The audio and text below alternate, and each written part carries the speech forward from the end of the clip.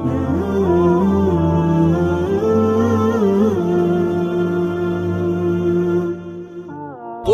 للكون وقل للخلق وللأزمان كم تهنأ فؤاد.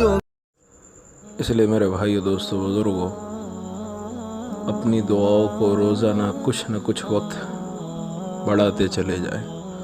اللہ سے کنیکشن، اللہ سے تعلق میں اضافہ ہونے کے لیے دعا ایک بڑا ہی عمل ہے.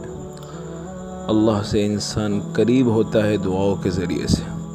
اپنی حاجت رسائی کو، اپنی جو ہے دل کی مرادوں کو، اپنی چاہتوں کو، چاہے وہ دنیاوی ہو اخروی ہو.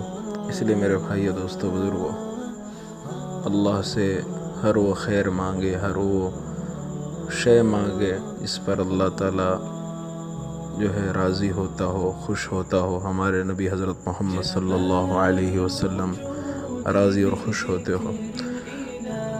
توبہ میں دیر نہ کرنی چاہیے، استغفار میں دیر نہ کرنی چاہیے، اور سچی پکی توبہ ہونی چاہیے جو اللہ کی بارگاہ میں قابل قبول ہو. یہاں ٹھہر کر کے میں حضرت حسن بصری رحمۃ اللہ علیہ کا واقعہ سناتا چلوں آپ کو. وہ شروع میں کچھ اچھے حال میں نہ تھے.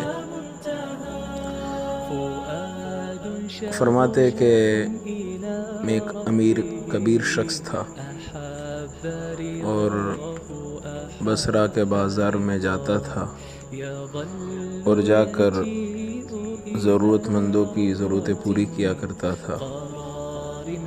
لیکن اللہ تعالیٰ نے ہدایت سے نہیں نوازا تھا. کہتے کہ میں ایک مرتبہ بازار گیا تو وہاں میری نظر ایک خاتون پر پڑی، ایک عورت پر پڑی، گویا چاند کا ٹکڑا زمین پر اتر آیا ہو. تو میں اسے دیکھ رہا تھا. تو جب میں اس کی طرف مسلسل دیکھنے لگا تو اس نے مجھ سے یوں کہا، اما تستحی، تجھے حیا نہیں آتی؟ میں نے کہا ممن، کس سے حیا کروں؟ فرمانے لگی فمن یعلم خائنۃ الاعین وما تخفی الصدور، اس سے حیا کرو جو دلوں کے بھید جانتا ہے، جو آنکھوں کی خیانت جانتا ہے. تم اس سے حیا کرو. بات تو بڑی کی تھی، لیکن اس کی آنکھوں کی وہ کشش اور اس کا وہ خوبصورت اور دلربا چہرہ. اس نے مجھ سے یوں کہا کہ کون سی چیز مطلوب اور مقصود ہے؟ میں نے کہا تیری اس جھیل جیسی آنکھوں میں ڈوبنا چاہتا ہوں، یہ میرے لیے باعث کشش ہے. حضرت حسن بصری فرماتے کہ اس نے کہا کہ تم ٹھہرو، میں ابھی تمہاری مقصد کو پورا کر دیتی ہوں. وہ چلی گئی اور تھوڑی دیر کے بعد اس کی خادم آئی. تشت پر کپڑا رکھا ہوا تھا. اللہ اکبر. حضرت حسن بصری کے پاس وہ تشت لایا گیا. خادمہ حضرت حسن بصری کے پاس وہ تشت لے کر آئی. تو جب حضرت حسن بصری وہ کپڑا اٹھایا تو کیا دیکھتے ہیں کہ اس حسین و جمیل خاتون کی دونوں آنکھیں تھیں اس میں، اور اس آنکھوں کے قریب ایک کاغذ کا ٹکڑا تھا. اس پر لکھا ہوا تھا ما ارید عین یفتتین بسببها احد، میں ان آنکھوں کو رکھنا ہی نہیں چاہتی جو کسی مومن بندے کو فتنے میں مبتلا کرے. فرماتے ہیں کہ میں بڑا زار و قطار رونے لگا کہ میں نے یہ کیا کر دیا، اور اتنا رویا کہ میری داڑھی بھی جو ہے اس آنسو سے تر ہو گئی. اور میں گھر آیا اور جا کر پوری رات اللہ سے توبہ استغفار کیا، اپنے گناہوں کی معافی مانگی. لیکن جب میرا دل اطمینان نہ ہوا، میں نے یوں سوچا کہ اللہ سے تو معافی مانگ لی ہے، لیکن اس خاتون سے بھی معافی مانگا ہوں جو میری ہدایت کا ذریعہ بنی.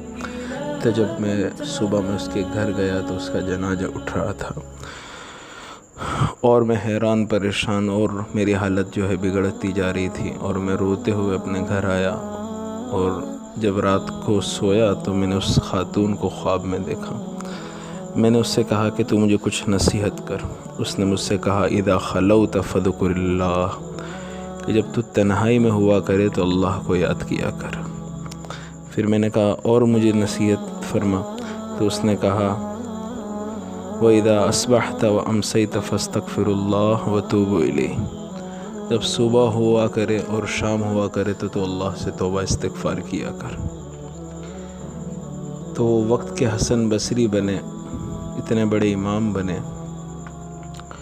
اور اللہ نے ان کو وہ اپنا تعلق دیا تھا کہ ان کی ایک بڑی خانقاہ تھی جس میں ہزاروں لوگ آ کر اپنی پیاسوں کو بجھا دیا کرتے تھے۔ وہ فرماتے ہیں کہ ایک مرتبہ حضرت حسن بصری رحمۃ اللہ علیہ، ان کے شاگرد فرماتے ہیں کہ ایک مرتبہ حضرت حسن بصری کے پاس ایک شخص آیا اور آ کر اس نے کہا کہ حضرت دعا فرما دے، بارش نازل ہو اور ہمارے کھیت کھلیان پکے، بڑے پریشان ہیں ہم بارش نہ آنے کی بنیاد پر۔ حضرت حسن بصری رحمۃ اللہ علیہ نے فرمایا استغفار کی کثرت کرو، اللہ سے توبہ کرو۔ وہ چلا گیا، دوسرا شخص آیا اور کہنے لگا کہ حضرت شادی کو بڑا وقت گزر چکا ہے، لمبا عرصہ ہو گیا ہے، لیکن اللہ نے اولاد سے نہیں نوازا، آپ دعا فرما دے کہ اللہ تعالیٰ نیک صالح اولاد نصیب فرمائے۔ حضرت حسن بصری رحمۃ اللہ علیہ نے فرمایا کہ استغفار پڑھو، اللہ سے توبہ کیا کرو۔ وہ بھی چلا گیا، تیسرا شخص آ کر کہنے لگا حضرت مالی تنگی بہت ہے، آپ دعا فرما دے کہ اللہ تعالیٰ جو ہے حالات ٹھیک کر دے اور اللہ تعالیٰ مجھے وسعت والی، برکت والی، رحمت والی روزی عطا فرما دے۔ حضرت حسن بصری رحمۃ اللہ علیہ نے فرمایا بھائی استغفار کی کثرت کیا کرو، توبہ کرو اللہ سے۔ تو جب تیسرا بندہ چلا گیا تو ان کے خادم حیران پریشان کہ حضرت کیا بات ہے، آج سب کو ایک ہی ورد بتا رہے ہیں، استغفر اللہ کی تسبیح بتا رہے ہیں۔ تو انہوں نے پوچھا حضرت حسن بصری کو کہ ہمارے شیخ محترم، ایک شخص آیا اور آ کر کہنے لگا کہ بارش نازل ہو، اس کی دعا فرما دے، آپ نے اسے استغفار کی کثرت کے بارے میں کہا۔ دوسرا شخص آیا، اس نے یوں کہا کہ اللہ تعالیٰ نیک صالح اولاد دے، تو کوئی ورد بتا دے، تو آپ نے اسے استغفر اللہ کی تسبیح بتائی، توبہ کرنے کو کہا۔ تیسرا شخص آ کر کہنے لگا مالی اعتبار سے پریشان ہے، تو آپ نے اسے بھی استغفار کی کثرت کرنے کو کہا۔ تو حضرت یہ کیا خصوصی ورد ہے اور یہ آپ کا ایک خصوصی ورد و وظائف ہے۔ حضرت حسن بصری فرماتے ہیں کہ یہ میرا ورد نہیں ہے بلکہ اللہ تعالیٰ کے قرآن کا ورد ہے، اللہ تعالیٰ کے کلام کا ورد ہے۔ قرآن میں اللہ تعالیٰ فرماتے ہیں، اس کا خلاصہ ہے فَقُلْتُ اسْتَغْفِرُوا رَبَّكُمْ إِنَّهُ كَانَ غَفَّارًا يُرْسِلِ السَّمَاءَ عَلَيْكُمْ مِدْرَارًا وَيُمْدِدْكُمْ بِأَمْوَالٍ وَبَنِينَ وَيَجْعَلْ لَكُمْ جَنَّاتٍ وَيَجْعَلْ لَكُمْ أَنْهَارًا۔ کہ بھائی اللہ تعالیٰ قرآن میں فرماتے کہ جو لوگ استغفار کریں گے تو ہم موسلا دھار بارش نازل فرمائیں گے اور ان کو مال و دولت سے نوازیں گے، ان کے اولاد کو نوازیں گے، ان کو اولاد سے اللہ نوازے گا، مال و دولت سے نوازے گا۔ تو استغفر اللہ کے فضائل تو خود قرآن میں ہیں، میں نے تو قرآن میں سے جو ہے نکال کر ان لوگوں کو بتایا کہ تم یہ ورد کیا کرو، میرے رب کا حکم ہے قرآن میں۔ اس لیے بھائیو رات دن توبہ کرتے رہے، اللہ سے دعا مانگتے رہے، استغفر اللہ استغفر اللہ استغفر اللہ، بیٹھے ہو تب بھی، لیٹے ہو تب بھی۔